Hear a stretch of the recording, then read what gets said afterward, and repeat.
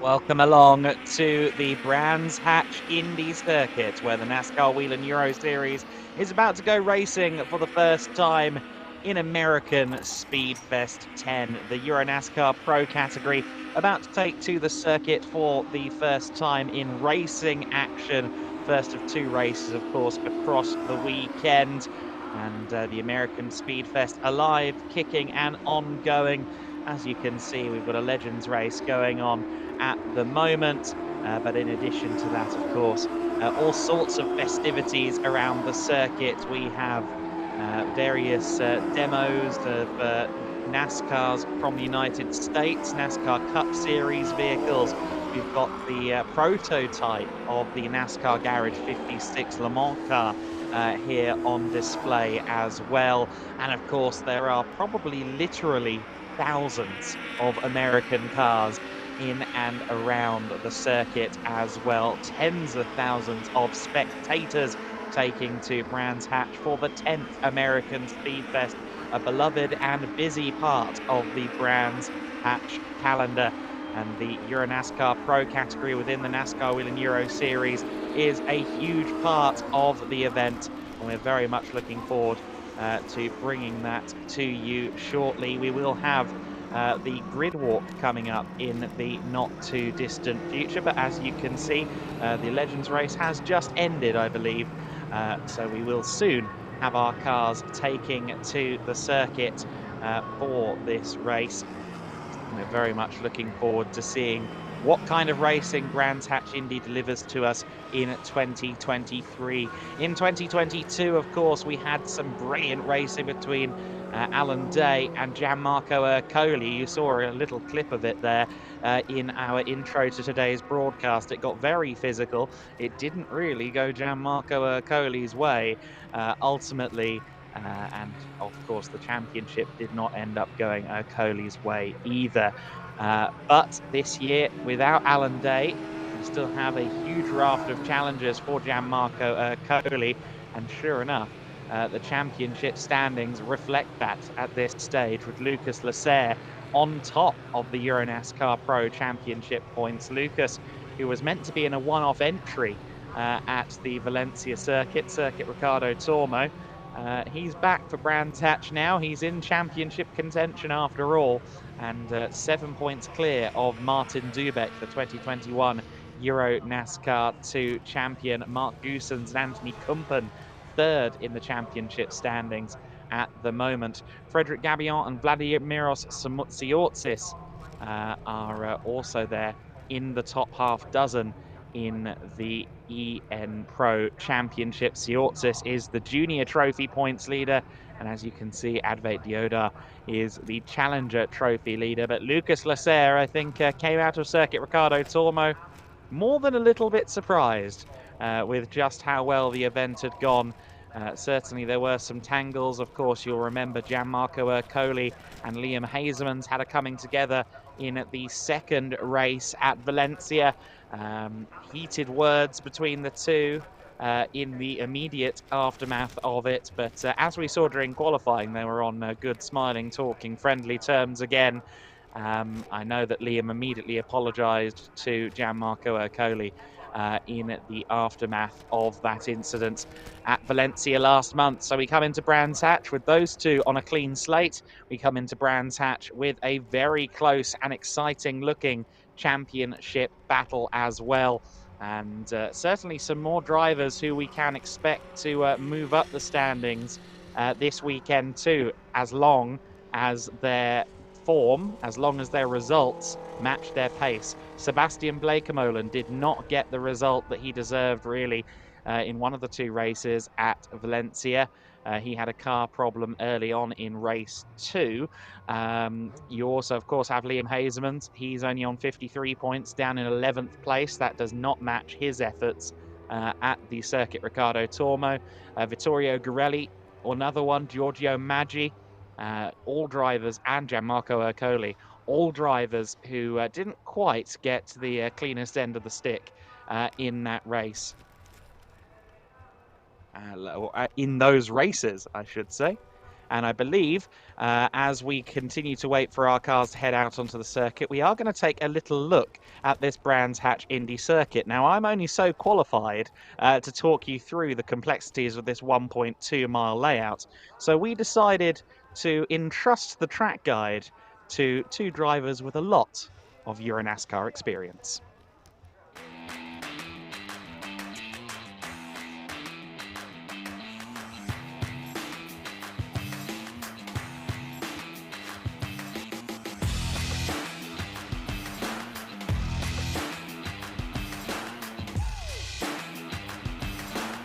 It's very nice. He calls us experienced. We're the old guys.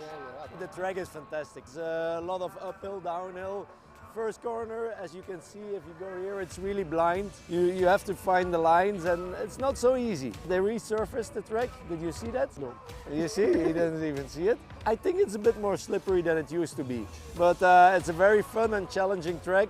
Like corner one, it's for sure a corner where I'm gonna pass you. I'm not sure because I'm faster than you in this corner and anywhere on the track. So for sure it's really a great event here with lots of fans and everything. The track is really fun to drive. Of course, it's really difficult to overtake on this track, so the qualification is really important. So for sure I will be in front of Anthony, but I don't know which line, so we'll see. I started in 2:14. I think Fred was there already. We did a lot of racing together. One time we crashed together. You remember that you crashed me out? In Valencia. In Valencia, you see. We don't care about Valencia, we are talking about Brands Hatch. So. Yeah. Were we together on the podium in Brands Hatch? Yeah, one time you won in 2016. When I was a champion. When you were champion, you know. Yeah? When I won, you never been on the podium with me, I think. Oh, if you win, I don't come.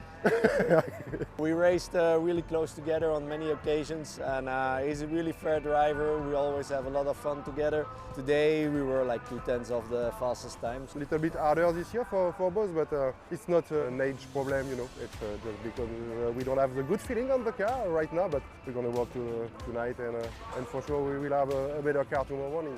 For me, the Sector 1 is still the most difficult. Sector 2, I'm really good. Sector 1, we're still struggling with the setup, but with all these different corners, it's really difficult to find the compromise. So we're tweaking some stuff on the setup. If we can make the car a bit better in corner 1 and 2, I'm sure I can fight for the pole tomorrow. My stronger part of the track is the fast left corner and the brake just after. Like he said, the first part is really hard because you have to find a good rhythm and make it all the lap, and it's really difficult. But we will see tomorrow. I will tell you a secret. If you go into the fast left-hander and you just keep it flat, then you're really fast. I would do it. Try it tomorrow. The first corner in second gear. For him, it will be better. Yeah, I'm gonna trick him in second. I tried it first, maybe. Yeah, no? maybe first, yeah. It's the best NASCAR event we have in the year. You know, it's huge crowds. There's a lot to do in the grandstands and everything in the paddock. You know, there's a lot of animation. So that's what it is. It's a big family event. Now that you say we're going to continue for another 5 years, I can still make it. You will be as a spectator to look at me win. I'm going to be your biggest fan. Hey, I won many races on ovals. No. I won much more races on oval. How many oval wins you have? We have to look in the statistics. Six wins on oval for me. Only one time, you know. That's why there is no more oval, because I'm too fast on oval. What is very important that everybody knows is number 1 and being second. How many seconds in the championship you have? 3 times. 3 times second in the championship. You? 15. 15. Tomorrow, maybe on the same line, like at Valencia. Maybe second line. Let's do first time. I'm first and you second, okay? No. That's a good deal. That's a good deal. I prefer to be third, you know.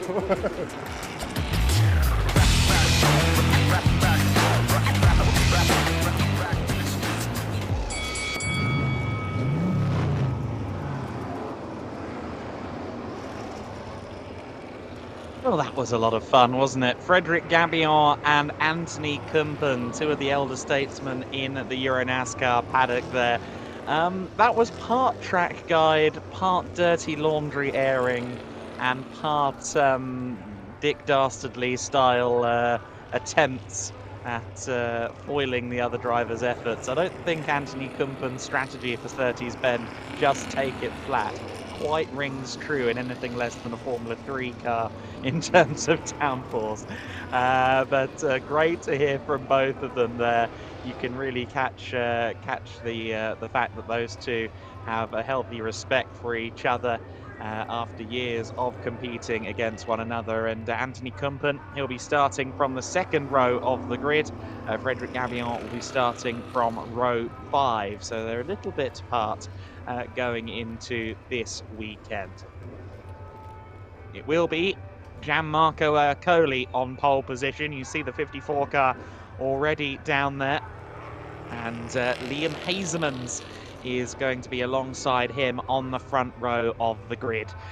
So the battle from Valencia, the main battle from Valencia, will be fired back into life once more in a short while. As you see, we're within half an hour of the command to start engines being given. Vittorio Garelli will line up on row 2 alongside this man, Anthony Kumpen. Giorgio Maggi and Sebastian Bleekemolen on row 3 as well. A very competitive looking top 6 in a very competitive overall EuroNASCAR Pro category this year. You look at some of the drivers outside the top 10, Ulysse Delceau, Tobias Downhauer, Lucas Lasser, our championship leader, down in 12th position. Mark Goossens, who's up there in the top 4 in the championship, he's starting down in 13th. There is no end of quality in this year's EuroNASCAR Pro grid. And as such, not everyone can make the top 10 Super Pole. And that was the reality for a few of our drivers coming into this weekend. We also had a couple of lap time deletions and things of that nature because of track limits too. Let's hope that track limits isn't too much of a factor when we go racing in a short while. As you can see, as the cars have made their way towards the grid, the fans and some of the cheerleaders and some of the other festivities are now getting ready to head down to the grid. The grid walk here at Speedfest is always huge, particularly on Sunday, but on Saturday as well. We flood the circuit with spectators who are excited to get up close and personal with the cars and the stars of the NASCAR Whelen Euro Series. Unparalleled access for a major event here at Brands Hatch. The fans really are front and center here. They've got country music. They've got great sport races, including the Little Legends cars, one of the lighter payloads that crane is going to have today. Obviously, you've got the Bernie's V8 Historics running. You've got the demos from the NASCAR Cup Series cars. You've got parades for American machinery at large as well. Can't state enough just how exciting the American Speedfest is for young and old, deeply invested in motorsport or attending their first ever weekend. There's a lot of the great and good from the NASCAR head offices in the United States here as well this weekend.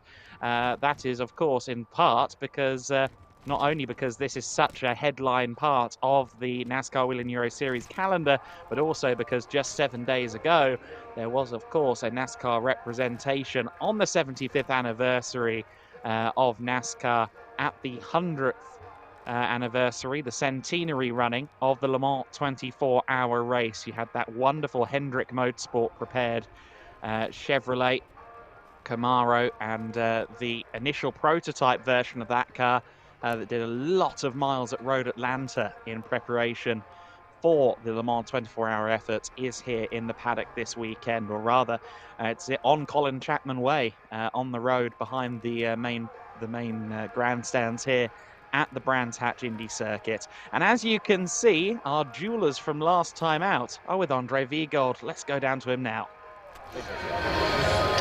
Thank you so much, Adam. I'm here with Gianmarco Ercoli and Liam Hasemans. You two clashed last time in Valencia, but I saw you laughing a lot, chatting a lot. Everything's fine again?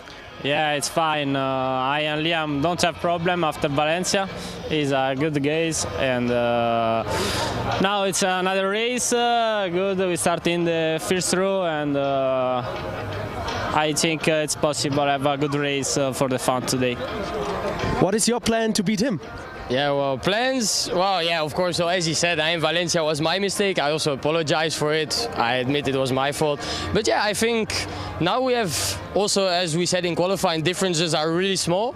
So I think also here it will be like the guy that is the most consistent, I think, and also, well, yeah, also with tire pressure here you can play a lot. Like if someone prefers to be fast in the beginning of the race to try to keep the lead, and then maybe the other guys are gonna come at the end of the race with lower tire pressure, or you never know. So we're just gonna see how it ends up, and but yeah, we try to do our best. How important is track position on a track like this? We saw in the past that you can be last and win the race, when you remember Lasse Sørensen back in 2019, but you're on pole position, a track hard to overtake? No, it's important the safety car inside the race, because if you management this part, it's good for arrive with a good car in the finish parts of the race.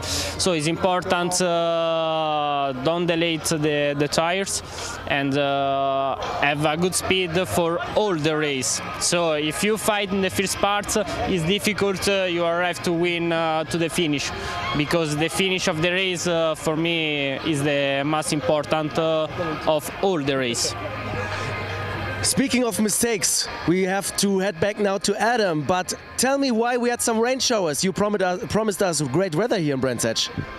I just said what the meteorologist told me, Andre. I can't be held responsible. If anything, you ask an Englishman about the weather and you doom yourself to rain. But yes, we did have a little bit of rain between qualifying and this race. Now, it doesn't appear that the circuit is in any way wet. I think it was just a momentary shower. Again, tempting fate, but the forecast doesn't seem to imply any further rain today. Sunday is looking a little bit like a different story, but Saturday we're allegedly in the clear, and as you can see, it is certainly brighter than it was all of 2 or 3 hours ago when we were qualifying. So that does give me a little bit of hope and pause that hopefully we get no further water arriving on the circuit. As you can see, the masses are heading down to the grid now. Nice conditions for them at this stage. Well into the 20s this weekend. And this lovely 2-kilometer circuit awaits everybody. And as you can see, Andre has another interview, so let's go right down to him. Thank you so much, Adam. I'm here with Vittorio Girelli. You were fastest in free practice, but you always said it counts in qualifying. Second row for you. Are you still happy? Well, yeah, it was a very good practice session. Also, the first qualifying, I was P1. We struggled with tire pressures in Super Pole. They were a bit low, and that's what missed, the pole position. It's a pity because, I was sweeping everything, all the sessions, and we had very good pace. But yeah, anyway, P3 is a long race. Brands Hatch is hard to pass, but anything can happen, So yeah, let's give a good show to the fans and let's go for the win. When you say it's hard to overtake here, but where are the spots where you can dive in and try something? Well, the track is quite narrow, but yeah, turn 2 is a possibility, but if you close a bit, then it's a bit tricky, but we've seen lots of passes in the past, so we're all there, It's not a big difference. We're all, hundreds and thousands of a second battling, so it'll be hard, but let's see what we have. All right, thank you so much. Back to Weatherman Weller. I like it, Andre. I like it a lot. That's brilliant. But yeah, Vittorio Girelli making a good point there. Of the overtaking opportunities on this circuit, I'd suggest the least brave of them is probably Druids. That's the most common overtaking opportunity. And if you get someone up your inside there at Druids, it often spells bad news. Yes, you have the inside for Graham Hill Bend the following turn, but you can also be nudged out and lose another 2 or 3 places if you're in a big pack of cars. You don't really want to be on the outside of Druids, particularly in the first lap, because you could risk to lose a lot more than you could ever gain at the following bend. Graham Hill. It's interesting, this circuit, depending on which cars you're driving, it's either referred to as a brilliant little track for racing action, or somewhere where it's very difficult to make overtakes. Everyone loves driving around Brands Hatch, but the more downforce you end up with, the less overtaking you often find. These cars do have a little bit of aero, but not a lot at all, and they also are somewhat forgiving to a little bit of punishment. So we do often see quite a robust and abrupt racing in the NASCAR Whelen Euro Series. You see the fans very much down there now, and I'm pleased to say someone I heard from on the world feed at the 24 Hours of Le Mans a week ago, down with Andre Vigold. Thank you so much. With me, the president of IMSA, John Dewin. It's the first time you're here in Brands Hatch, right? Actually, I was here once before for Formula Ford Festival. I came here one day when nobody was around. So this is my third trip, but probably the most special with this crowd here today. We saw NASCAR going endurance racing at Le Mans with the Garage 56. It was an amazing project, a car that had so many fans in the end. The winner of the hearts, I tell you, because I saw a lot of people going crazy for NASCAR. How was it to have this project, endurance racing and NASCAR combined? Well, now you've made the hair stand up on my arms. It was a magical project. A lot of work and effort by all the partners. Chevrolet did an amazing job on the powertrain, Goodyear, of course, on the tires, and everybody at Hendrick, the winningest team in NASCAR. But we knew the fans, I think, would enjoy the sound. And that's what happened in 1976, the last time we were there. But what's happened since then, last week, is truly unbelievable. The media coverage, the way the fans embraced us, the pit stop challenge. We won the pit stop challenge with a floor jack. I'm really still flying on cloud nine myself. I know all the team members are, and really proud that we put NASCAR further on an international stage.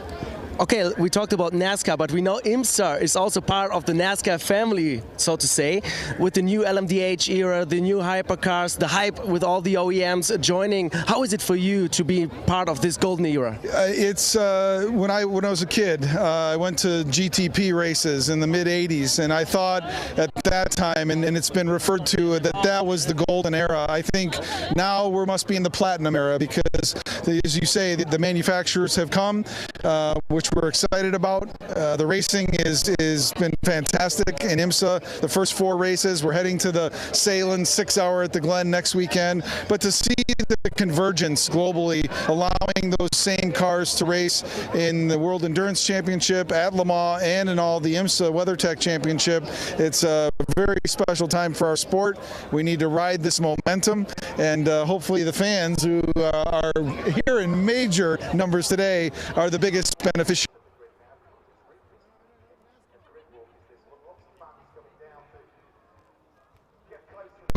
This is sprint racing. We talked about endurance racing. What do you expect from this race today, those warriors on this little short track? Well, again, I love Brands Hatch. It's probably my favorite circuit in Europe. Several drivers in the field, Mark Goosens, obviously the Bleak Molins have IMSA ties. What I think is appropriate is the sound first, and then the close racing. These cars are identically matched, so it really comes down to driver talent. So I think the fans are in for a terrific show. Thank you so much for joining us. It's an honor to have you here, and enjoy the American Speedfest. Thank you very much. Thanks, fans. Great to hear from John Doonan, and I like that he reused the line that he put out there during the Le Mans 24 Hours while being interviewed by Graham Goodwin of Daily Sports Car. He said platinum era, and that's exactly what we're getting in the world of sports car racing, endurance racing right now, whether you are following the IMSA series, the World Endurance Championship, or both. It is an incredible time in the top classes of those categories right now. John, a huge instrumental part as the IMSA president of making that happen. Delighted to say that he is our Grand Marshal today as well. So he'll be giving the countdown in just over 15 minutes to start engines. That will be really exciting, and great to hear from John, who was an instrumental part of the NASCAR G56 project. Great to see him lapping in American Speedfest, as a great many people are. Not just fans, not just our teams, not just Andre Vigold, but also some dignitaries from NASCAR. I believe in just a few moments, we are going to go back down to Andre with another interview. And indeed, here he is. Yes, we're here. Coming. Yeah, I saw it coming too. We had a little accident here with the cheerleaders in the back. But okay, let's start. The Chief International Officer of NASCAR is here, Chad Ziegler. How's it going? It's exciting. We're thrilled to be here. I think this is my 4th time here. Every year, this is my favorite event on the calendar. So great weather, great crowds. I'm watching the grid walk and I keep waiting for it to stop, and it just feels like people keep coming and coming and coming. So.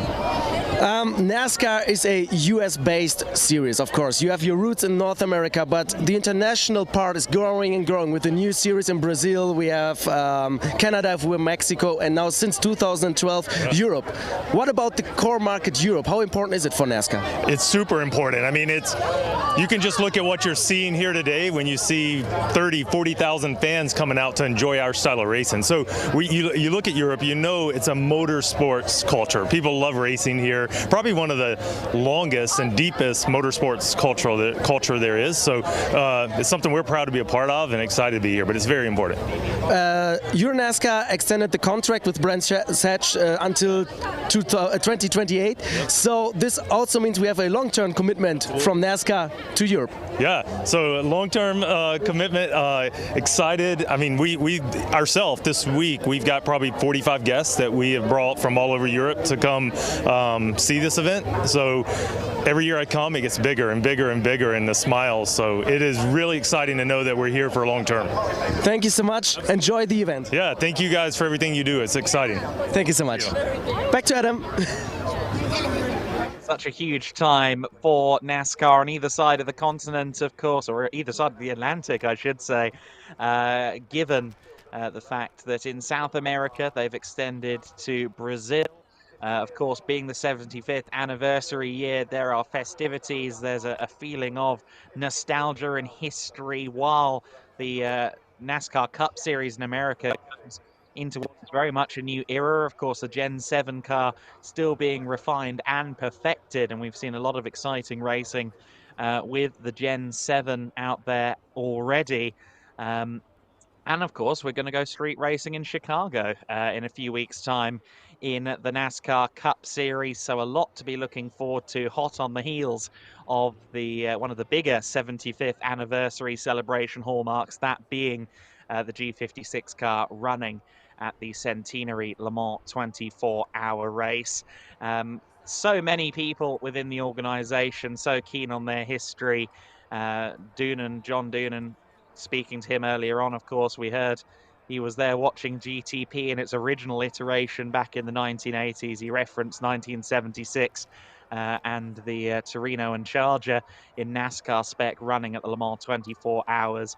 A healthy understanding of history, I think, leading NASCAR into the present and the future, and a healthy grid full of fans at the moment here at the Brands Hatch Indy circuit. It is just 1.2 miles in length, and I think if you queued everybody on that grid up, we would do at least 3 or 4 laps of the circuit one by one.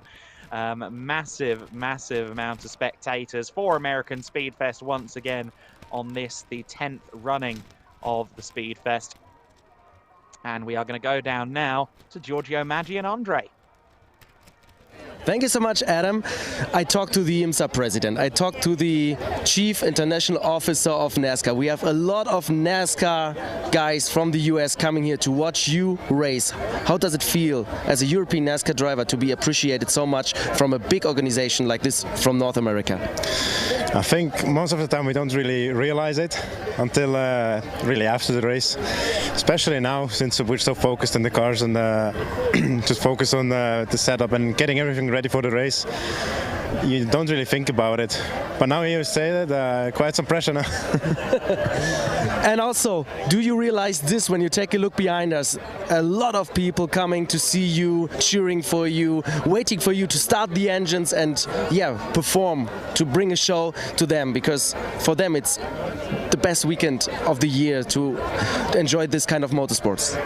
Oh yeah, Brands Hatch is amazing every year again with so many people. during the race you don't really realize it, but especially after you cross the checker flag and you watch the grandstands and then the sides, you notice all the people watching and you're like, wow, it's quite amazing to be here. Yeah. Okay, now to your race, to your goals today. You had some issues in Valencia, technical issues with the car. The team, I know, worked a lot to improve, to fix those issues. Do you think you did it? Is the car on top? Is it a handlebar? Is it good? And what about yourself on this track? Yeah, so far technically we're good. Car should be good. We struggled a little bit with setup. It was a bit tricky, especially getting the lap together. Also for me, I say that the qualifying wasn't perfect from setup from me, so there was a little bit to improve, but I hope we could fix it and we should be good in the race, and I'm quite confident that we will fight for a good position. All right, thank you so much. Enjoy your time here today in the EuroNASCAR Pro Race, and we go back to Adam. Thank you. There you go. Giorgio Maggi, who'll line up on the third row of the grid alongside Sebastian Bleekemolen. He'll be on the inside going into Paddock Hill Bend, given he starts from P5. Certainly with the first two corners on this circuit being right-handers, I think that the inside line will be preferable, even though, of course, you then go into the left-hand Graham Hill Bend. In a rolling start situation, the pole sitter always takes the inside line, and you see there Gil Linster among those doing signatures at the moment as we take a look at the circuit. As you can see there, 1.929 kilometers, just over 1.2 miles in length, and critically you saw there the number 38 laps. By far the most laps we'll do all year long around this glorious little circuit.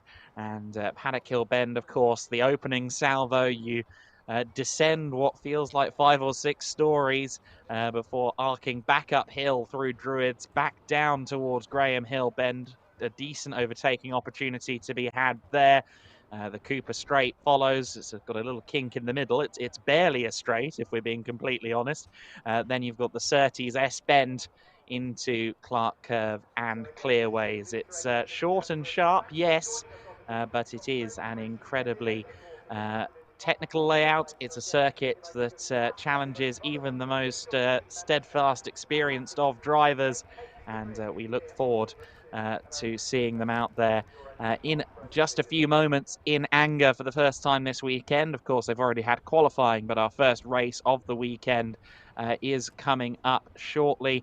A few drivers with experience outside of EuroNASCAR in the here at the Brands Hatch circuit. Chief among them, Mark Goosens, the Goose, as he is known. Mark Goosens, a winner of the Formula Ford Festival here all the way back in 1991. The Formula Ford Festival, one of the hallmark events in Formula Ford racing. And of course, at the time, Formula Ford very much still an active part of the road to Formula One. A bit less so these days, but still home to a great many career-minded junior drivers. And Mark Goosens, it went some way to establishing his career in the Formula Ford Festival, winning it here at Brands all the way back in 1991.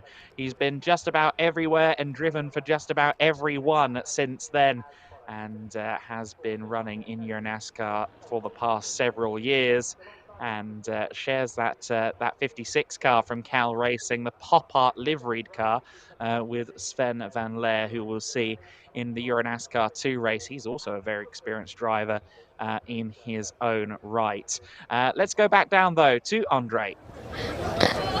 Thank you so much, Adam. We talked about EuroNASCAR with the US NASCAR persons here at the track, but you are the man behind the EuroNASCAR, the CEO and president. How happy are you to have so many people from the US here today?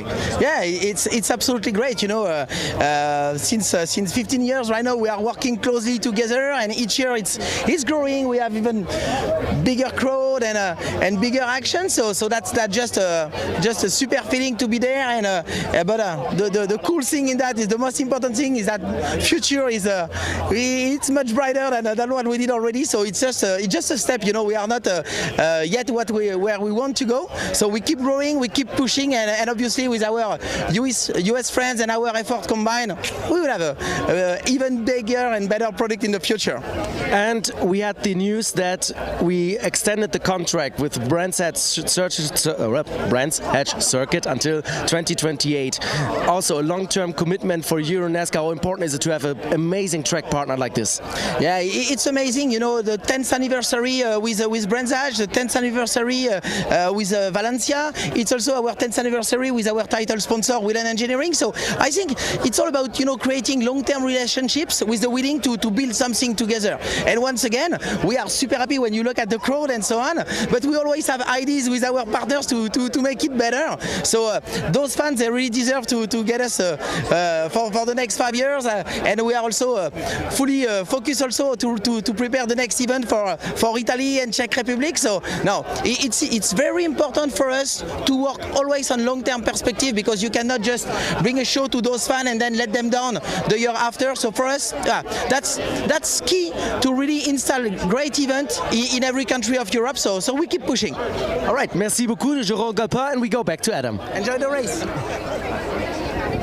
Merci, Monsieur Galpin, for continuing to bring us the NASCAR Whelen Euro Series. He referenced there the festivals across Europe, making each event a big spectacle, of course. Also a 10th anniversary year back at Valencia, the 10th time that we've had EuroNASCAR racing there. Also, of course, this is the 10th American Speed Fest, but we're also heading back to Oschersleben for the first time in a long time, taking the NASCAR Whelen Euro Series back to Germany at the Motorsport Arena Oschersleben in a few months' time. But let's go down to the speedy Cypriot, Vladimiros Tsiotsis and Andre. Thank you so much, Adam. I'm here with Vladimiros Tsiotsis, two-time EuroNASCAR 2 winner in Valencia, and you are also pulling double duty again, racing in both championships. But you asked me to just give you the microphone. Yeah, come with me 1 second. Can we go live together? Say a few words. How you like this event? It's good. It's good? Yeah. First time? Yeah? I've done it before. Yeah? Yeah. But this year is better? Yeah. Yeah. Thank you very much. Amazing, man. What do you think about today? What are your goals for the EuroNASCAR Pro Race? I have to talk about this too. Yeah, sure. A good start, and yes, doing fast lap, consistent. Unfortunately, in qualifying, we have some issues with the throttle pedal. That's why we saw that in EuroNASCAR 2 I stopped and I didn't manage to put my fastest lap. But anyway, this is motorsport. We have to accept it and we keep going. All right, thank you so much. Enjoy it today. Thank you. Back to you, Adam. I've never seen someone try to take Andre's job before, but that's exactly what Vladimiros Tsiotsis just did. Decided to interview one of our young fans there briefly. I wonder if that young fan realises that number 5 car that goes past in a few laps' time is driven by the guy he just had a chat to. That's wonderful. Vladimiros Tsiotsis pulling double duty, as a few of the drivers are. You see him now heading back down towards his car. The fans have started to be herded away a little bit from the cars now, because as you can see, we are less than 2 minutes away from the command being given by IMSA President John Doonan, and we look forward to hearing the V8 Thunder all going at once for the first time in just a few minutes. Of course, this will be the first time, aside from free practice, that all of the cars are running at once, because in qualifying they were split into groups, and that of course meant that there was a little more track space.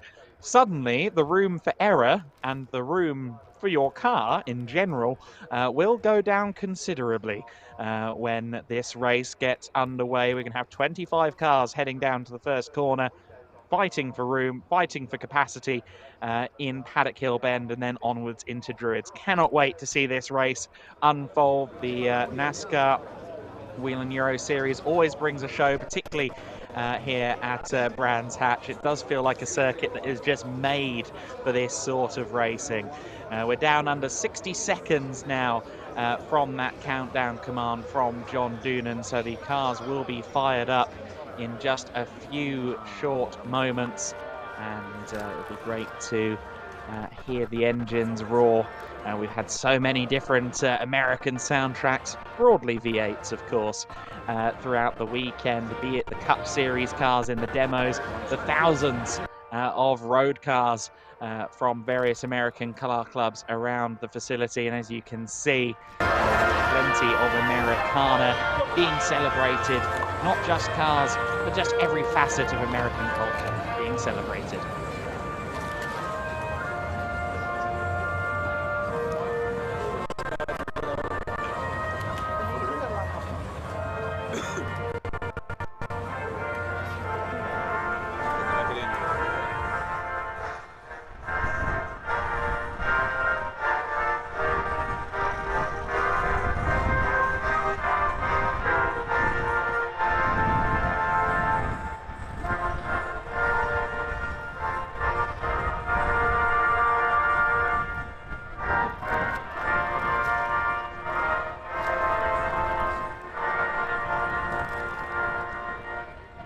Now, after the national anthem of the United States of America, it's time to introduce Kent Cheer Academy performing on the start line.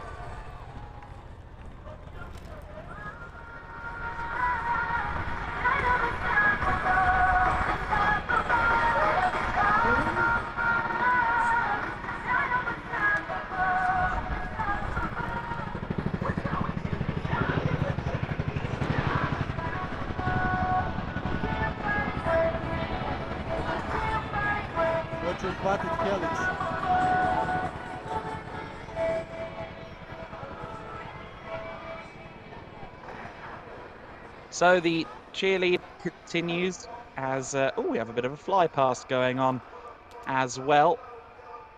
You see there one of the, I think that was a Chinook helicopter overhead here at the Brands Hatch Indy circuit. I think the command has been slightly delayed. Of course, we were a little bit late getting the cars onto the grid because there was a delay in the schedule earlier on this morning.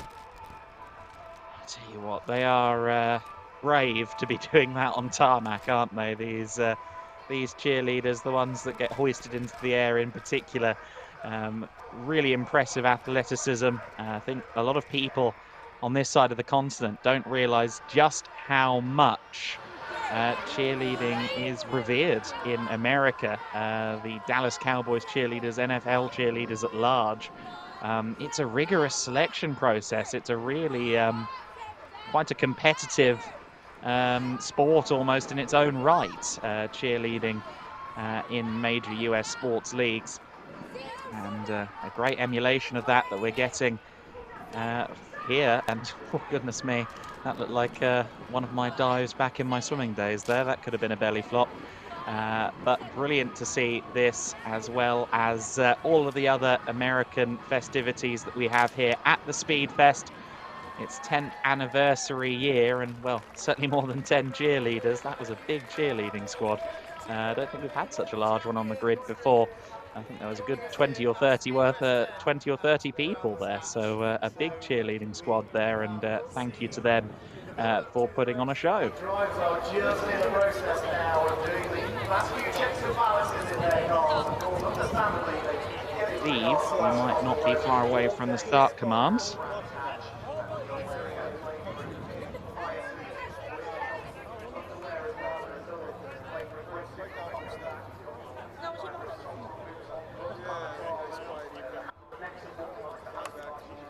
You can see that the fans have pretty much vacated the circuit now. And the drivers now getting into the cars, which is a good sign that we are about to get the engines fired here for this race. getting plugged in as well. Make sure that you're Road America in the States the spotters, the guys who drive around, let them know. Captain M. Going on, Command will come shortly once everyone is installed into the cars. You see the 99 car there, Tobias Downhauer. Great to welcome him back in that promotion 99 car. He didn't get his full campaign that he deserved last year, and good to see him sharing with Gordon Barnes in EuroNASCAR 2 as well. So we should be racing in just a few minutes. We are a little bit behind schedule, but the countdown command from IMSA President John Doonan is expected momentarily.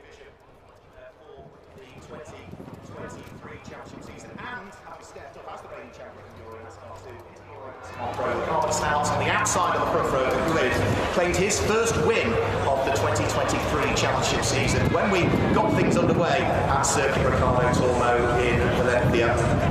It's going to be a busy 2023 championship season. But the important part of racing, the 38 laps of racing that will be coming up here as our first of 4 NASCAR Whelen Euro Series races over the course of the weekend, is now only a matter of moments from getting underway. So it is time to introduce our Grand Marshal, John Doohan, who is the president of IMSA, to say those immortal words.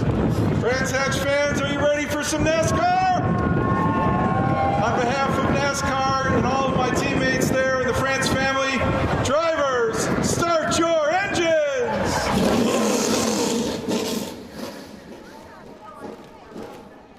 There you go. The command is given. John Doonan with assistance there from John Doonan. John Doonan with assistance there from Mark Werrell, I should say. Mark Werrell, who you'll be familiar with, the former voice of this live coverage of the NASCAR Whelen Euro Series, and part of the circuit commentary and presentation team of American Speed Fest this weekend. Excellent to have Mark as part of what is a stellar team bringing the American Speed Fest to the NASCAR fans. I've heard a lot of John Doonan over the last couple of weeks at Le Mans and now here at American Speed Fest, and I love his passion and showmanship for this sport. You heard him geeing up the fans to get ready for racing, and ready for racing we are, because the cars are rolling here at Brands Hatch. Formation laps underway. Here's the grid then. Gianmarco Ercole is our pole sitter for this race. He will line up alongside the number 50 of Liam Hasemans on that front row of the grid. Vittorio Garelli in the 72 and Anthony Kumpen in the 24 are row 2. Garelli, of course, who had a good run last time out at Valencia. Anthony Kumpen, we heard from him. He seemed confident coming into this weekend. Giorgio Maggi on row 3. He's joined by Sebastian Blekemolen, who'll be looking to keep his nose clean after a couple of technical issues at Valencia. Vladimir Orsi-Ortiz from P7, a little further down the grid than he's used to. Let's see what he can do from there. Fabrizio Armetta, 8th on the grid. Solid start for him. Frederic Gabillon in the number 3 car. He starts in 9th. Martin Dubeck in P10.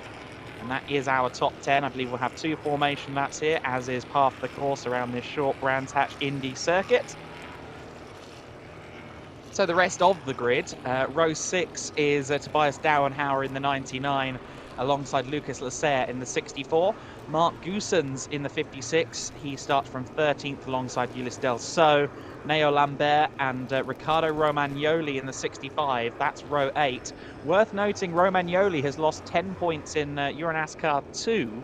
That is because they switched tyres during Parc Fermé conditions earlier on between the 2 qualifying sessions at a time when they weren't permitted to do so. So Romagnoli losing a few points in the EuroNASCAR 2 order. Massimilio Lanza and Thomas Grasonis, 17th and 18th. Thomas Tefel and Advait Deodar, the Indian driver who lives here in London, just a few miles away from Brands Hatch. He will be looking to perform well. Matthew Ellis in the 58 car, a British driver on row 11. Thomas Dombrowski alongside him. Stefano Atiennes and Yevgen Sokolovsky making his return on row 12. Alina Leubniger rounding out the 13 rows of the grid, and they are now in 2x2 formation.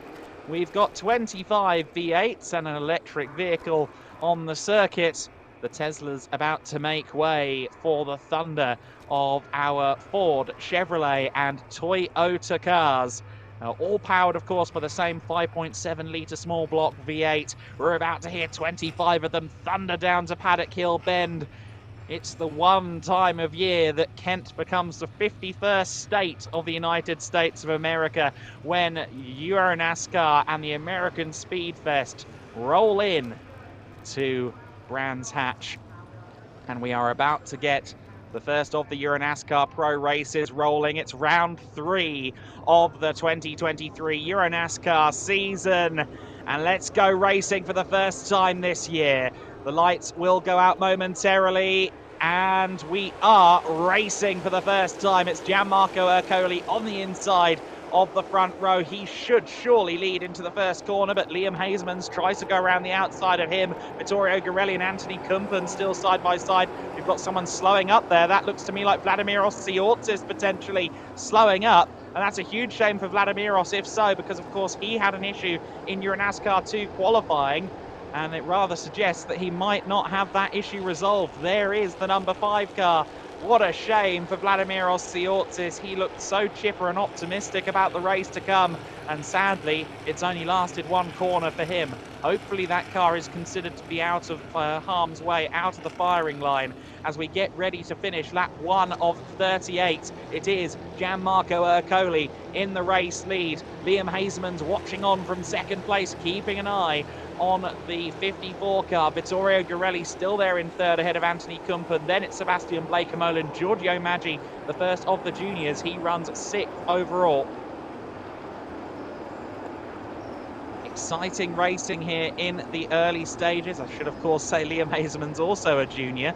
I forget sometimes given how experienced sounding he is, but Liam Hasemans in just his second season of car racing, he is leading the junior classification as well, ahead of Giorgio Maggi, who runs in 6th overall. But it is the 54 from the 50, the Cal Racing entry from the Hendricks Motorsport entry at this stage. They tangled at Valencia last time. They've clearly made peace. We heard that in their interview earlier on. But Liam, I don't think he's going to bar himself from an attack, even though there was a bit of contact last time he tried to fight Gianmarco Ercoli. I don't think that'll bother him. He's going to keep pressing on. Although at this early stage of the race, of course, they need to be calm. They've also got yellow flags between Paddock Hill Bend and Druids to consider as well, with the stranded car of Vladimiros Tsiortzis being tended to. Already, given the short, sharp nature of this circuit, we are already on lap 3 of this race. It is Gianmarco Ercoli who leads the way. It's 2 Italians in the top 3 right now. Vittorio Garelli, of course, with Team Blake-Molen. 2 nationalities and 3 teams represented in the top 3. Of course, Team Blake-Molen's second car is in the hands of Sebastian Blake-Molen. He's still up there in 5th place as well. It's the PK Car Sport entry of Anthony Kumpen there in 4th position as well. Of course, he is the K in PK. Anthony Kumpen, although the team founded by his father, who is the P in PK. But what a sight it is to see these cars heading around the Brands Hatch Indy circuit for the first time in a year.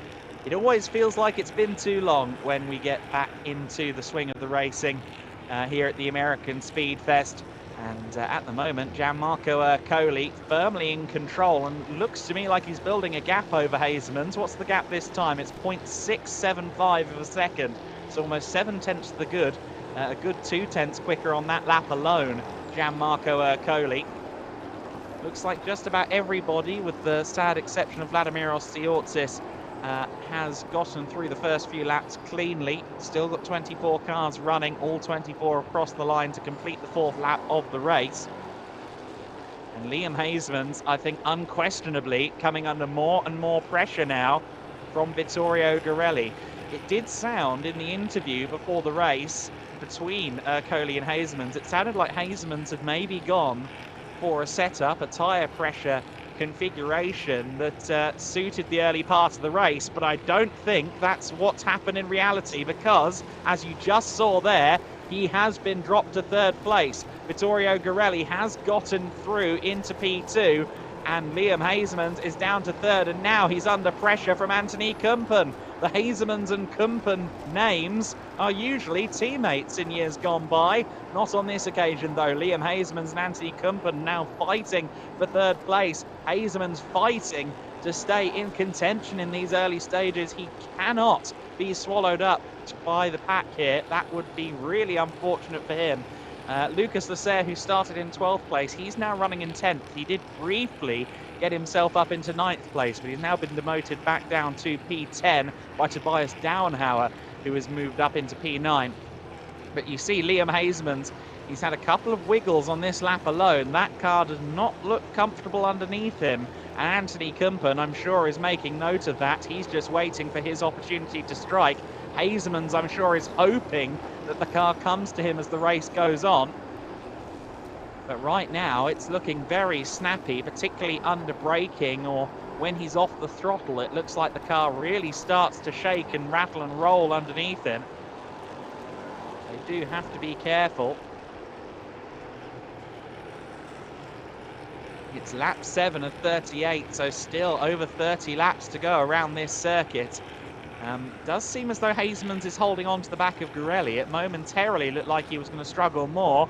One car is struggling. That looks like it might have been the 58, so potentially Matthew Ellis, but we'll have to wait and see. I'll have to try and confirm that on the timing screen momentarily, but it did look to me like it was the 58 car going off on the grass there on the exit of Graham Hill Bend.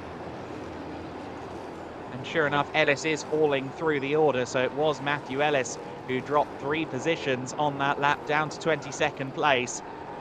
Meanwhile, Liam Hazemans is looking to not drop any further than the podium. He's outside the top 10 in the championship as it stands, and that is not a position that belies the level of speed that Liam Hazemans has shown so far this season. Of course, he was right there on the front row in the opening race in Valencia. Didn't get to finish the second race in Valencia, and that is why he's a little way down the order in the championship classification.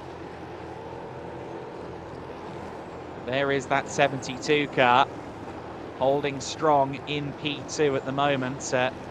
Must say, I think it's one of the stronger lineups we've ever seen in EuroNASCAR Pro for Blake Molan Racing. Team Blake Molan with Vittorio Garelli and Sebastian, both of whom are running in the top 5 at the moment, as you can see. Giorgio Maggi still there in 6th place, and Fabrizio Armetta in 7th. He is leading the Challenger Trophy, of course, as Martin Dubeck there looked like he was coming under some pressure. Dubeck under pressure from Downhauer. He's also been under investigation from our stewards, and as you just saw on screen, that investigation has yielded results. A 5-second penalty for improper start procedure. So potentially out of position at the start, or maybe just jumping the gun a little bit there. Whatever the reality is, well, we can see that unfortunately he has copped himself a penalty there, and that is not going to be welcome at all. Dubeck then with a 5-second penalty. He's going to be hoping at this stage that the race stays green, of course, because if we have a safety car, or indeed a late safety car and then an overtime, that 5-second penalty will really bite hard.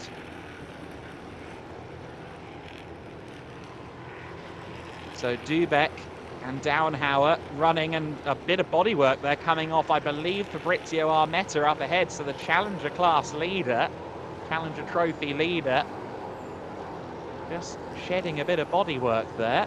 Didn't look like anything that would cause issues, but you'll just have to be wary of that. I'm sure it doesn't do the driver any favours to see a part of his own car hurtling down the road behind him. Oh, they're going 3 wide further back in the pack there. That battle including Maximilian Lanza, I believe.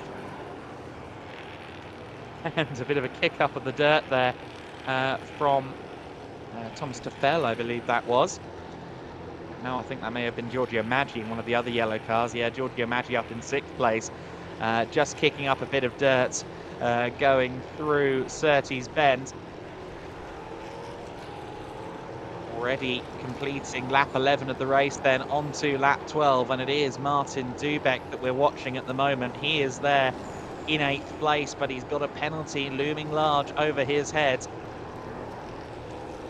And he will no doubt be made aware of that, and unfortunately he's not able to extend an advantage because Tobias Downhauer and our championship leader Lucas Lasser are both clinging on to the back of that number 7 car.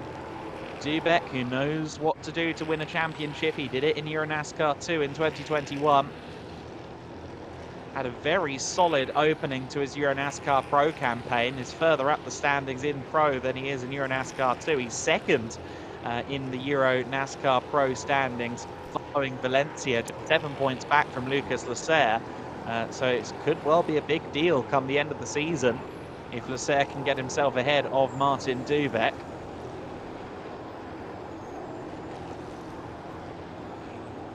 Great noises these cars make around this 1.2 mile Brands Hatch Indy circuit. I would be curious to hear how they'd sound through the trees on the GP loop, but the Indy circuit's certainly well suited to these cars, always providing excellent racing. About to go on to lap 14. When we get to lap 19, of course, that will be half distance, and perhaps as the race goes on, drivers will be a little more comfortable to take something out of the tyres. But, of course, these tyres have to race again tomorrow. The same set of rubber needs to be used again on Sunday. So, realistically, they do have to try and make the tyres last. And around a circuit this demanding, that is no small feat. Anthony Kumpen's charge on Liam Hazeman's hasn't quite been what I expected it to be. I did think that Kumpen was on the verge of chasing or getting past Hazeman's after Vittorio Gorelli got through, but it does seem to have settled down a little bit now. Whatever pace deficit, whatever control deficit Liam Hazeman seemed to have in the early stages has now gone by the wayside, much to the Dutchman's relief, I'm sure. The bartender could have done with the bar or some pressure in one of his tyres. Maybe that's the reality. So you see they're just running wide a little bit. There was, I believe, Lucas Lasser running wide just behind Tobias Downhauer at Paddock Hill Bend. They have to be careful about that because track limits will bite eventually if you're not careful.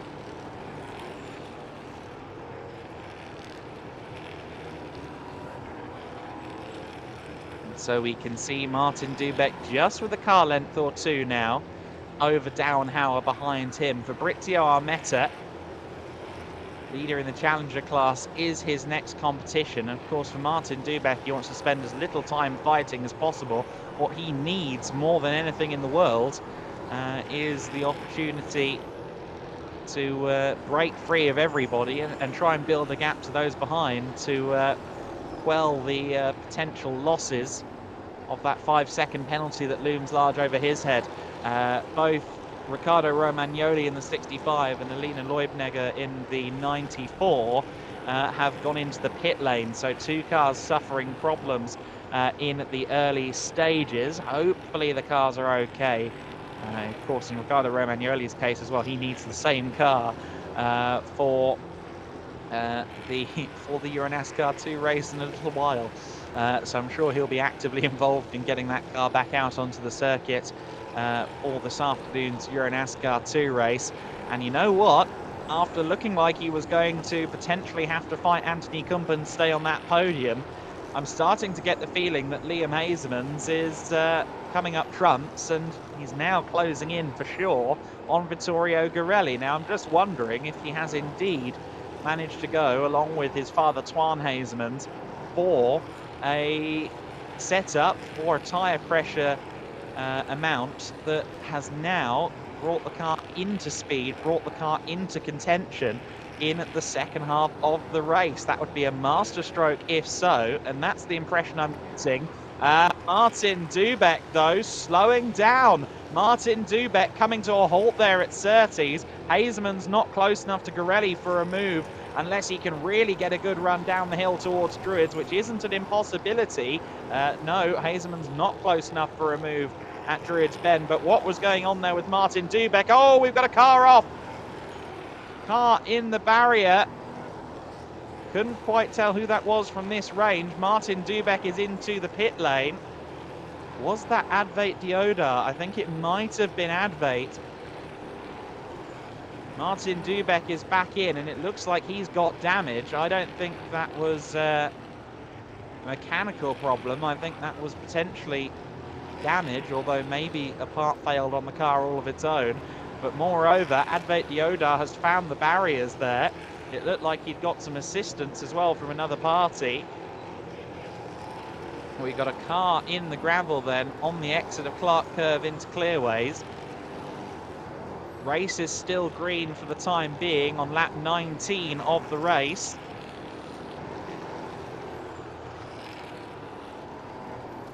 And Hazeman's missing the apex there a little bit. No, we're getting a look at what happened. Oh no.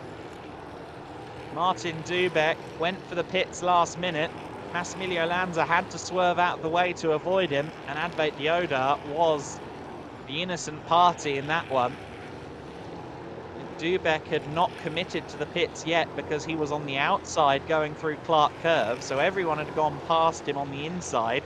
He, of course, needed to be on the inside himself to get into the pits, so he took that opportunity to cut into the pit lane. Unfortunately, Massimilio Lanza was there, had to swerve out of the way, and, well, Advait Deodar caught up in that one, unfortunately. We are still green on lap 20 of the race here, and Anthony Kumpen looking very, very sideways indeed coming out of Graham Hill Bend. Hazeman's again missing the apex a little bit there at Graham Hill Bend. I wonder if he's just pushing a bit too much at the moment, because once again, the pendulum in this battle for second place seems to be swaying back towards Kumpen, back towards Gorelli. Gorelli is getting a car length or two extra once again over the Dutchman Liam Hazeman, and Anthony Kumpen is once again investigating his options to maybe try and get side by side with Liam Hazeman. Anthony Kumpen has shared a car with elder brother Mike Hazeman plenty of times over the years. Corvettes in particular, Corvettes and Vipers shared between the Kumpen and Hazeman's family quite a lot over the years, and well, I'm sure that Anthony first met Liam when Liam was in his very youngest years. I wonder if he ever thought he'd be racing him in a NASCAR machine. Liam was a youngster. The NASCAR Whelen Euro Series wouldn't have been around if you go back to about 2006, 2005, when the Kumpens and Hazemans were in the FIA GT paddock. I think it would have taken everyone by surprise that this was a possibility, but the EuroNASCAR series flourishing, growing, and attracting more and more interest, be it from live spectators, from those of you tuning in at home, and we greatly appreciate you deciding to tune in on this Saturday afternoon as we watch Liam Hazeman's continue to fight with Vittorio Gorelli and Anthony Kumpen for second, third and fourth place respectively. A mention to Gianmarco Ercoli. He's 1.3 seconds clear at the moment, and well, frankly, he's just kind of on his own island, isn't he? He's not got the most commanding of advantages. It's not yet 1.5 seconds, but it's enough to be at least a little bit comfortable. That said, on the last lap, he did lose just about 1/10 of a second to Vittorio Gorelli. Gorelli, who has won championships in EuroNASCAR 2, and of course, in the AutoGP single-seater series, which is effectively Formula 2 equivalent in the early 2010s, along with the likes of the GP2 series. So both in single-seaters and tin tops, Gorelli has won championships. We can rest assured that he's got the racecraft if he can get half an opportunity on Gianmarco Ercole. Meanwhile, Massimilio Lanza and Thomas Dombrovski fighting. Dombrovski was not satisfied with himself, I don't think, at Valencia. He actually had some very good performances, but he was very critical, very analytical of his own race, and currently running in 17th. I don't think he'll be too happy with that, but upward progress certainly possible, especially if he can get himself a good fastest lap in this race, because that, of course, will determine his grid position for our second race on Sunday, the EuroNASCAR Pro category. You can see that Lanza's bodywork is a little bit askew. I didn't think he actually managed to touch Martin Dubeck when they had their moments a little earlier on, but perhaps I am mistaken. There's Frederic Gabillon. We got to look at him briefly down in 10th place. So Gabillon up into the top 10. Lasserre is now up to 9th place and Downhauer in 8th. And that, of course, is because Martin Dubeck's car came to a halt. Good news that for Lucas Lasserre, as cruel as that sounds, because, of course, that means that his closest championship competition coming into this race is going to score very few points. So Lasserre's championship hopes, even though he's going to finish 9th, don't take a terrible hit. Gianmarco Ercole a little way further down the championship standings. Vittorio Garelli once again under pressure from Liam Hasemans. We're approaching the final dozen laps of this race. It is getting to that time where the moves need to be made, and Liam Hasemans, I think, is very, very conscious of that fact, because he approaches the rear bumper of that number 72 car, and much closer than he has been, at least within the last 15 or so laps. Certainly, I don't think he's going to wait too much longer to try and find a way through. They're also coming into lap traffic. I believe that's Ellis up ahead of them. Potentially Atiennes in the 27 car. No, I believe that is Ellis. First thought, best thought. Matthew Ellis in the 58 car. He's just been lapped by Gianmarco Ercole. And now Vittorio Garelli is going to be hoping for a clear pass of that 58 car, because Liam Hasemans is shadowing his every move at this stage. And Ellis wisely there, staying left, keeping well out of the way of this battle for P2. Hasemans with a good run up the hill towards Druids, but not going to make a move there. We saw him make some spectacular moves at Druids in EuroNASCAR 2 last year to take his inaugural win on his way to the championship in the 2022 EuroNASCAR 2 season.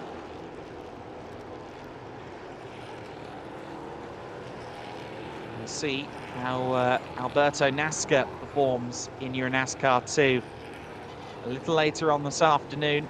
He'll be looking to firmly establish himself in the championship in the next 2 races or so. Comes in to that EuroNASCAR 2 race as the second place man in the championship behind Vladimiros Tsiotsis. Tsiotsis, of course, sadly a non-finisher in the first lap of this race. We saw him stop just there between Paddock Hill Bends and Druids, and he'll be hoping for better fortunes in the EuroNASCAR 2 race. Liam Hasemans continues to watch the Team Blake Molan 72 car. Don't think Liam's the type of driver that gets frustrated when he can't find a way by, but certainly he'll be continuing to take mental notes, try and figure out where he's quicker than Vittorio Garelli and where Garelli is quicker than him. And critically, I think also he'll still be thinking about the tyres as well. Hasemans has a great natural mind, natural instinct and understanding of racing, and I think that very much goes for preservation of car and tyre as well. But you can see that he's practically a car length behind Vittorio Garelli at the most. While this is going on, Gianmarco Ercole has now established a lead of just under 2 seconds. Has continued to just pull away a little bit Ercole also with the current fastest lap of the race, so that would secure him pole position for race 2 as it stands. And at this point of the race, it's unlikely that we're going to see anyone best that lap time. Everyone just a few tenths down on their PBs at this stage of the race, of course. Hoosier tyres, as durable as they are, will be starting to become a little bit suboptimal at this stage. Lots of heat has gone through them in the last 30 laps. And the drivers too. These cars really do build temperature. And the further we get into the summer, the more uncomfortable it is towards the end of these races for our drivers. Particularly the English heats. It's often a lower number than you'd get somewhere like Spain or Italy, but the humidity, the overall feeling of British summer is rather muggier and sweatier than what you get in continental Europe, and I'm sure that these cars really do feel like an oven towards the end of the race. So it's an all-Italian top 2 between Ercole and Garelli, but Liam Hazeman's for the first time just shows the nose, as if to say, right, we're getting there, we're getting towards the end. I still want that position back. Of course, Hazeman started on the front row. He started in second position. He was struggling with the car around lap 3, lap 4, lap 5 of the race. And Vittorio Garelli took his opportunity to get by. I believe it was here at Clark Curve into Clearways. Liam Hazeman's will be looking for his way back through. We begin lap 32 of the race. Gianmarco Ercole with a 2.1 second lead. He just has to nurse it home now. He'll be preserving those tyres as best he can to have every chance come race 2 tomorrow, round 4 of the season. He did minimal laps in qualifying as well, Gianmarco Ercole. I think tyre preservation very much the name of his game this weekend, as Liam Hazeman's really shadowing Vittorio Garelli now. Can he get a good run off of Clark Curve? Onto the Brabham Straight they come once again. And he's well in the slipstream of that 72 car. They cross the line to begin lap 33 of this race. Liam Hazeman's gets a good run. Up the hill towards Druids they go. He's not going to be close enough for a move, but Vittorio Garelli there took the apex early. He went defensive. He knows that Liam Hazeman's has a shot here. Vittorio also well equipped to try and hold off the youngster. However, theory and practice sometimes don't align. Some lap traffic up ahead as well in the form of Yevgen Sokolovsky on his return to the series. Sokolovsky just being lapped by Gianmarco Ercole. Yevgen races a lot of different cars in a lot of different places over a lot of different formats. I think if anyone is conscious of blue flags and keeping his nose clean, whether he's lapping or being lapped, it is Yevgen Sokolovsky. But this is a tight circuit. It's a difficult place to be a back marker. It's an even more difficult place to be a front runner among the back markers. But Yevgen Sokolovsky did an admirable job there of staying out of the way. Liam Hazeman's nailed the apex that time around Graham Hill Bend. He's been wide there a few times over the course of the race, but no problems, no dramas on that occasion. That number 50 car prepared by Hendricks Motorsport. I've seen him and his dad work on that car together time and time again. He's well in the tow this time. Now, is he going to try and make a move at Paddock Hill Bend, or will he save it for Druids? He's saving it for Druids. He takes a wider line through Paddock Hill. He's now going to try and carry more momentum through the corner itself.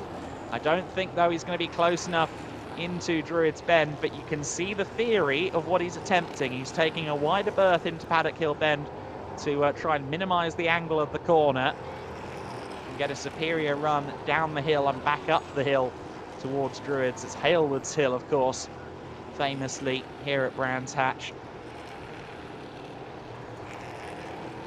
fabulous natural amphitheatre that is the Brands Hatch circuit. These cars bouncing around the facility, the sound of these cars bouncing around the facility really does have to be heard to be believed. We go on to lap 36 of the race, 3 to go.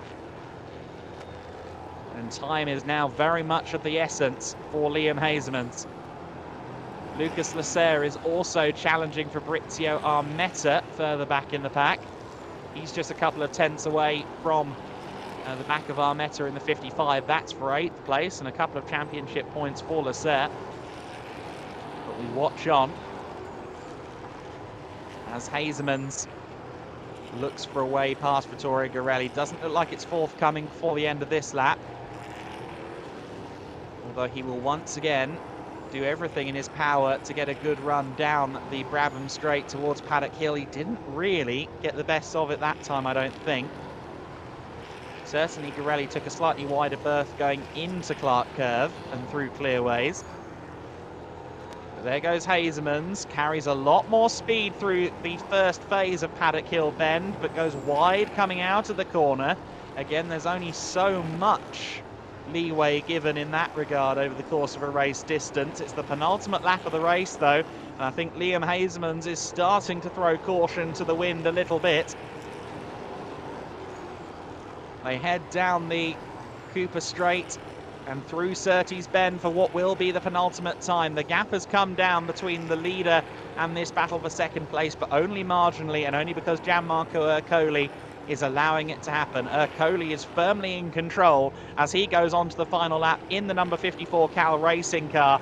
However, Vittorio Garelli is in a much less comfortable state right now. It's the final lap of the race, and it is the 72 car in second place, but can Liam Hasemans reclaim the second place in which he started? This is his best opportunity. Druids Bend, he can't do it there. He went to the inside, then to the outside. He takes a wide berth to try and straighten the exit of the corner, heading into Graham Hill Bend. Ercole heads towards the final 3 corners of the lap in a fairly comfortable situation.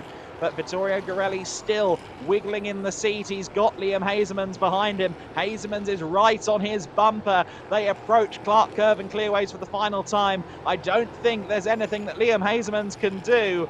Here comes our race winner though. Gianmarco Ercole heads to the line. He takes the first win of the 10th running of the American Speed Fest within the NASCAR Whelen Euro Series. Vittorio Garelli just holds on to second place ahead of Liam Hasemans.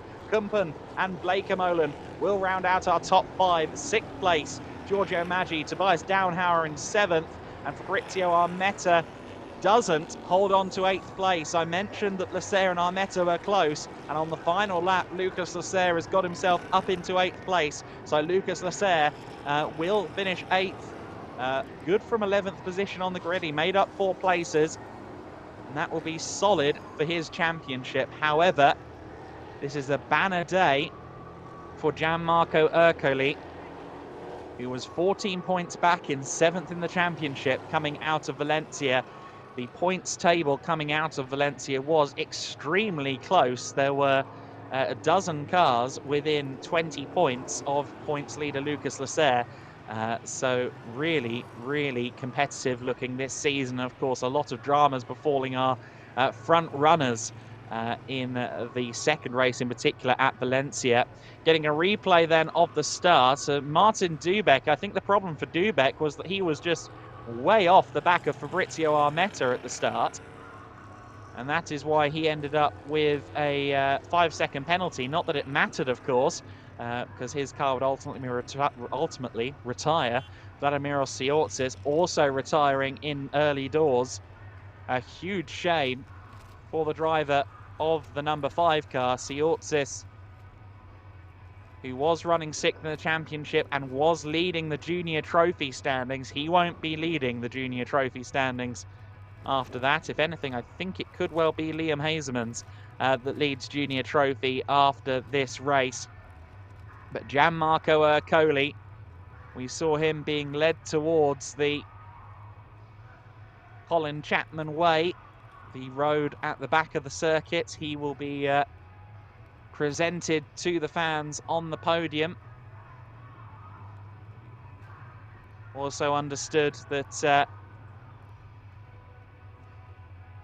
Matthew Ellis unfortunately ended his race in the pit lane. Racing Fuel Motorsport really going through the ringer a bit in that race, but certainly an interesting battle that between Garelli and Hazemans. Hazemans not pulling out all of the stops. A very considerate drive from the young Dutchman. Wasn't going to take risks that he didn't need to in just the third round of the season. Especially given his poor score in round 2, the second race at Valencia. I think that was heads-up driving from Hazemans. Gianmarco Ercoli doing a great job at Brands Hatch, taking that race win, and he is about to get out of the car. You see that he is there on Colin Chapman Way, just between the Paddock Hill bend and the Disary Wilson stand. So he is in amongst the fans. I'm sure the fans are there in their droves right now as Andre Viegold is getting ready to welcome Gianmarco out of the car, which I believe is about to happen. Here comes Gianmarco, Jimmy Ercoli. Great result for the Italian driver, punching the air. He's happy with that, as are the Cal Racing crew.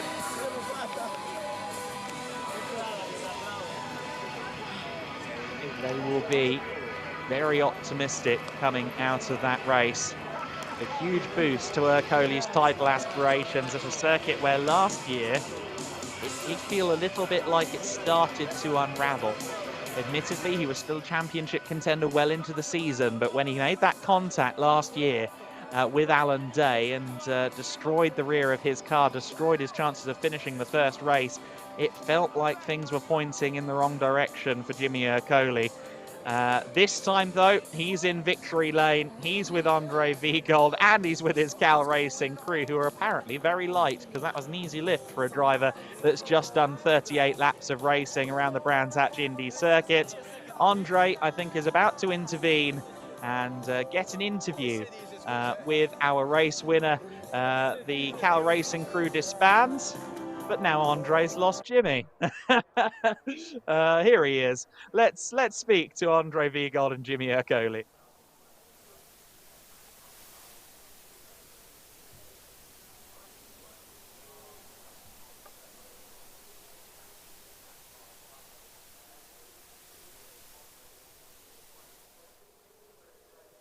So just a small technical issue there, I think, but we should head back down to pictures from the podium in just a few minutes. Hopefully that can be solved. I think we will be going down there in just a few seconds. And we are now ready, so let's go to Andre again. Yeah, this is live. Gianmarco Ercoli, what I said earlier was it was a dominant race for you, right? Yeah, flag to flag, incredible progression of the car. It's an amazing race. I handling all my potential in all the race. I think entry the safety car, but no, better. And I improve lap by lap my driving. So I'm happy for the team, for me, for my sponsor. Win here is always incredible. Did you save the tires for tomorrow's race? Because you pulled a little bit away, then you, I think, controlled the race a little bit. The gap was getting a little bit closer again. So did you manage the tires in the end?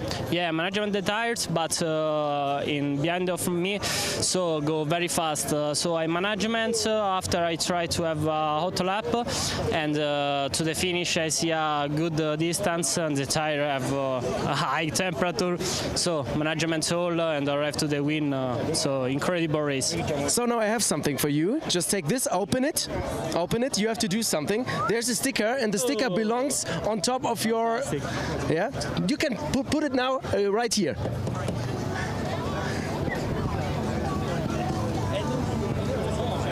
There you go, the ceremonial edition of the winner's sticker to Gianmarco Ercoli's car, yes. Eventually. And there you go. Magnifique. Grazie ragazzi, Gianmarco. Great to see him celebrating. And the entire Cal Racing family, it's not just a team, it is very much a family, celebrating in the victory lane here at Brands. And we will now hear from Andre once again. Andre, over to you, mate. I'm here now with the mastermind behind Cal Racing, Luca Caniori. You're one of the managers of one of the best teams in EuroNASCAR. You must be proud of Jimmy, right? Yes, we are very proud of Jimmy. I think this is the best place to win a race. It's amazing. What did you do to the car that he's so fast? Can you tell any secret? No secret, but this is our 9th victory in UK, so we are so happy. All right, grazie mille, congratulations. See you later. Back to you, Adam. You're welcome, thank you. There you go. Great to hear from some of those behind the Cal Racing operation. A history in touring car racing before EuroNASCAR in the former V8 Superstars series, the kind of V8 supercars for Europe that went by in years past. Ran BMWs to great success there, but in the last decade or so, they have been really strong in the NASCAR Whelen Euro Series. In fact, it was 2013 that Cal Racing came in to EuroNASCAR for the first time, and they have absolutely become one of the forces in the paddock. And the team always preparing immaculate cars for their drivers, and Gianmarco Ercoli repaying their efforts. I believe the rest of the cars due on the podium went back to paddock, so that means that we've got quite a few drivers who are currently making their way under the tunnel here at Brands Hatch from the pit exit end of the paddock to the Paddock Hill Bend grandstand via tunnel. And quite a few stairs as well on that route. So I believe we are now going to get podium presentations. For the second time in his EuroNASCAR Pro career, his 7th career victory. I'm going to bring him over and see whether we can grab a quick word. I can't go any further forward, otherwise I'll get feedback from the microphone. So, Gianmarco, can we grab a very quick word? Jimmy, come this way. My friend, see if he says anything different to Mark. Let's listen in. Back here at Brands Hatch in victory lane for your 2nd win in EuroNASCAR Pro. So it's a pleasure for me to stay here, and I have a good feeling with this track. Last year in the race 2, I don't have a lot of lucky for the win. So, but today I take all the possible inside the track. I'm happy for me, for the team, for the sponsor, and it's good for the rest of the season. It's a perfect weekend so far. Pole position, led every lap, claimed the win, and got fastest lap, which means you're also on pole position for tomorrow. Yeah, tomorrow is another important race, and it's important to replay this race. So I manage on my tires, and for tomorrow I have a good setup, a good tire. It's very good, but it's possible rain. If rain, I'm happy. I like rain, and I think it's good for have a matching race. Well done on the win. Give him a round of applause, ladies and gentlemen. We'll get the official podiums done in a short while. Gianmarco Ercoli with his 2nd win at Brands Hatch. There you go. That was very interesting, actually, to get those additional answers from Gianmarco Ercoli. I could hear that clearly through my headset, so I think you could too at home. He mentions the rain. There is rain scheduled.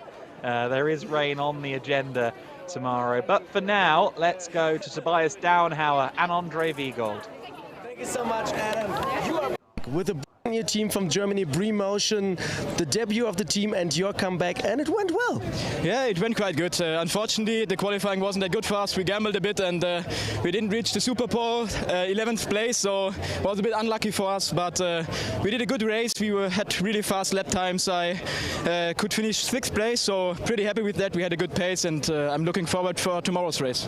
But explain me a little bit, what means you gambled a little bit? Yeah, I did only a minimum of laps because course, I want to have good tires for the Super Bowl, but a thousand of seconds I was a bit too slow, and then I didn't reach the first 10th place. So yeah, but good race, and looking forward for tomorrow. But maybe an advantage now that you saved the tires in qualifying also for the second race on Sunday. Yeah, I hope so. I think I start from 6 tomorrow as well, so yeah, I think I will also have a good pace. My tires shouldn't be that bad, so yeah, looking forward, and I'm happy with this result now. Vielen Dank. Back to you, Adam. There you go. Andre in his own language handing back to me there. That must have been comforting. That's great to hear from Tobias Downhauer. On his return to the category, we've missed Tobias. He's a very talented driver and definitely deserves to be showcased in the EuroNASCAR Pro category. And Tobias is now going to get interviewed by Mark Werrell, but we will press on. I believe that soon Andre Viergold will have another guest or two to talk with. We see some of the other drivers starting to arrive in situ at this stage, which is good to see. You've got a wonderful grid.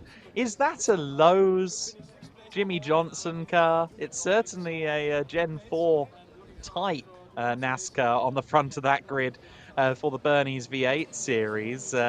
Just one of the many support gigs here at the NASCAR Whelen Euro Series event. As you can see, the fans still here in their droves, and it will get even busier on the Sunday. Let's go down, though, to Vittorio Garelli and his very cool sunglasses. Adam Weller, our commentator, said you have really cool sunglasses. Thank you, guys.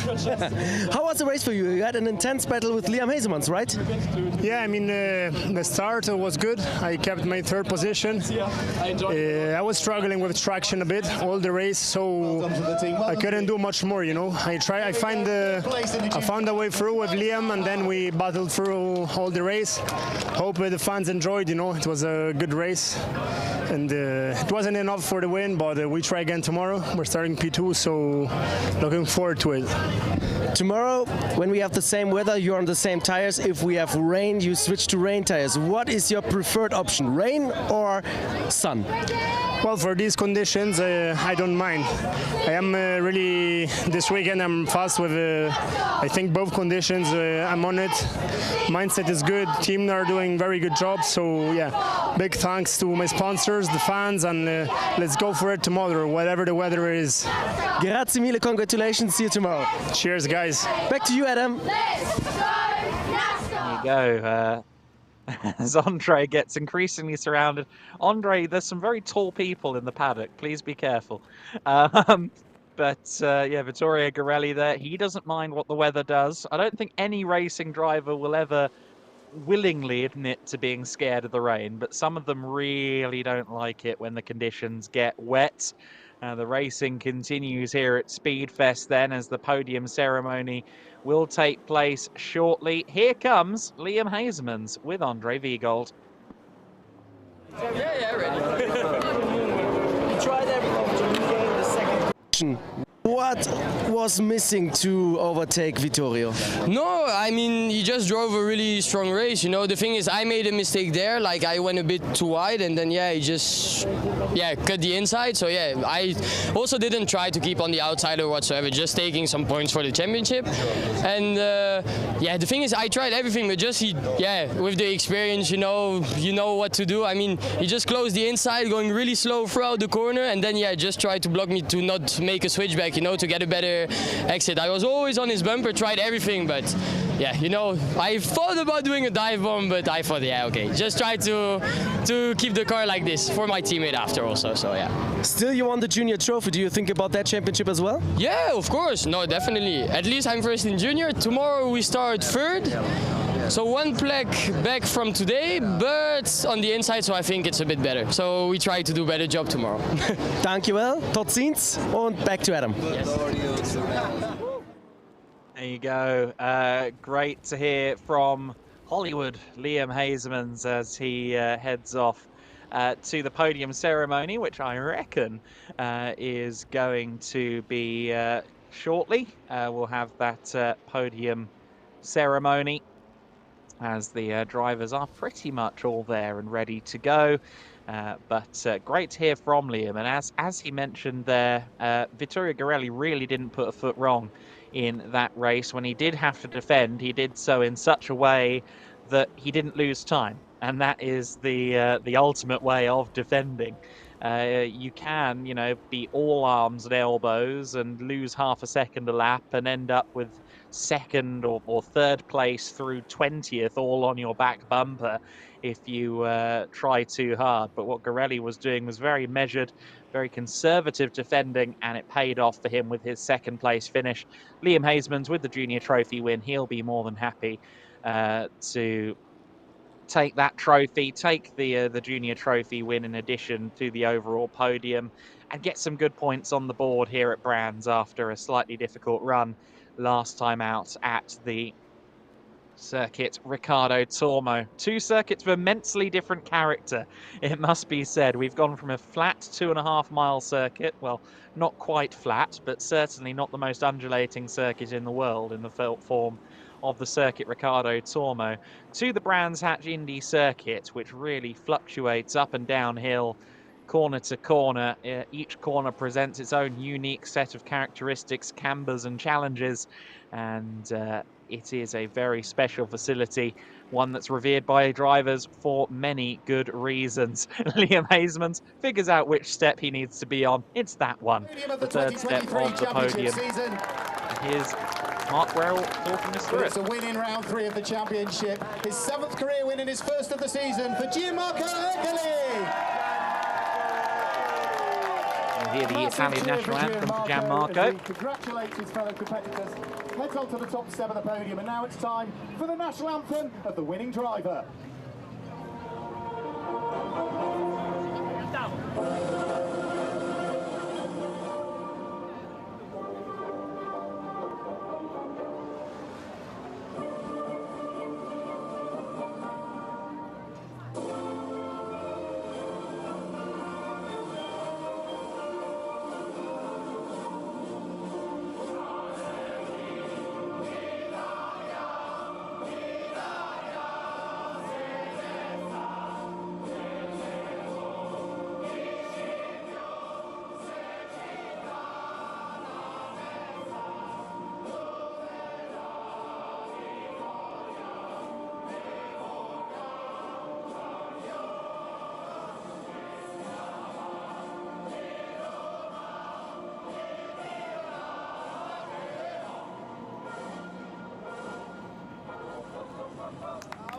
Congratulations to Gianmarco Ercoli. Now we will present the trophies. First of all, the third place trophy is presented to Liam Hasemans. He receives the third place trophy. Congratulations. And the fantastic bottle of Liam Hasemans taking that third place trophy then. Good haul of points as well. 32 points for that third place. Much needed at this early stage of the season. Vittorio Garelli receives his second place trophy. And then we'll hear Gianmarco Ercoli celebrate once again as he gets the big trophy. And a nice bottle of drink for the evening as well. He doesn't have to be in the car too early on Sunday, so I'm sure he can have a glass or two if that's what his heart desires. Great to see Gianmarco take his second win here at the Brands Hatch circuit, his second win at American Speed Fest, as the confetti and the champagne scatter around the podium. In the case of Gianmarco Ercoli, as we said, his second time winning, his second time hearing the Italian national anthem played around this historic facility because of his results. The Italian national anthem has been played here a great deal over the years. The efforts of the likes of Raffaele Marciello in GT racing before he switched to Swiss nationality, among those that have triggered the Italian national anthem in recent years. And for the second time, Ercoli wins in the UK, and a critical win at that, after a disappointing second race in Spain. They pose for the pictures then. Our next podium will be for the junior trophy. So Liam Hazeman's not done with podium or photography duties just yet. He has a little bit more to do. And the junior trophy, obviously, for pro drivers up to 25 years of age. Pressingly realised this is the first season that I couldn't enter junior trophy if I wanted to. These youngsters really are impressive. Of course, Liam Hazeman's his first year of car racing last year, and he only went and got the EuroNASCAR 2 title. Tobias Dauenhauer heads up onto the podium then. Third step of the junior trophy podium. A successful return for Tobias, and as he alluded to, third row of the grid for him on Sunday. That should be very competitive and very compelling. He could go for a podium from there. Giorgio Maggi takes the second step, and Liam Hazeman's will take the top step of the podium.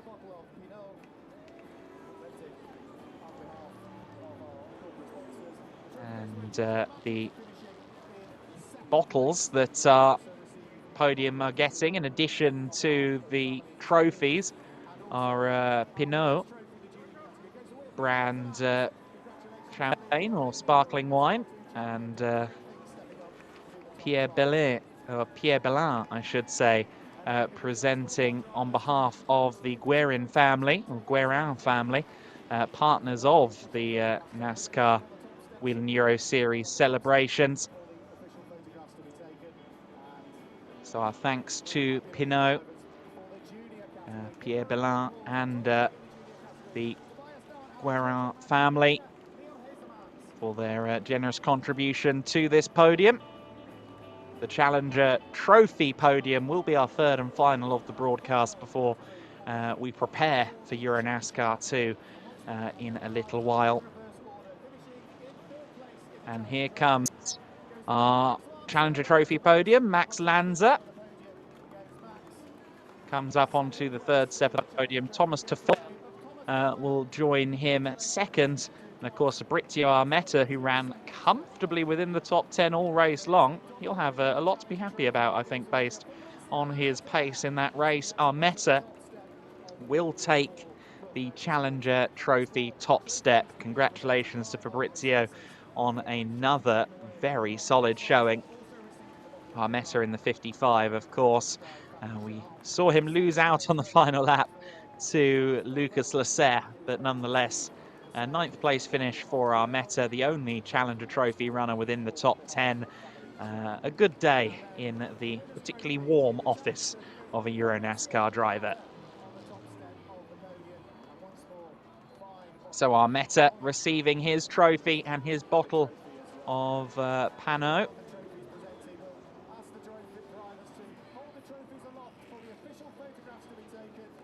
And photos taken now before we wrap up this broadcast.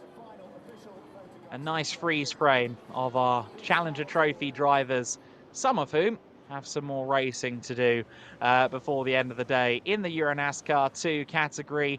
That race will be taking place in just a couple of hours' time. It will be 5:30 Central European time or 4:30 UK time that we go racing with EuroNASCAR 2 with their third round of the season. Can Vladimiros Tsiotsis win a third consecutive race? Can he even take the start after suffering mechanical issues in qualifying and the race just now in EuroNASCAR Pro? Hopefully Tsiotsis and team can get the car out there.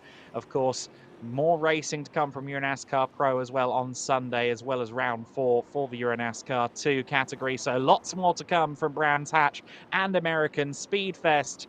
But for now, we sign off. We thank you for tuning in, and we'll see you again for EuroNASCAR 2 in just a couple of hours.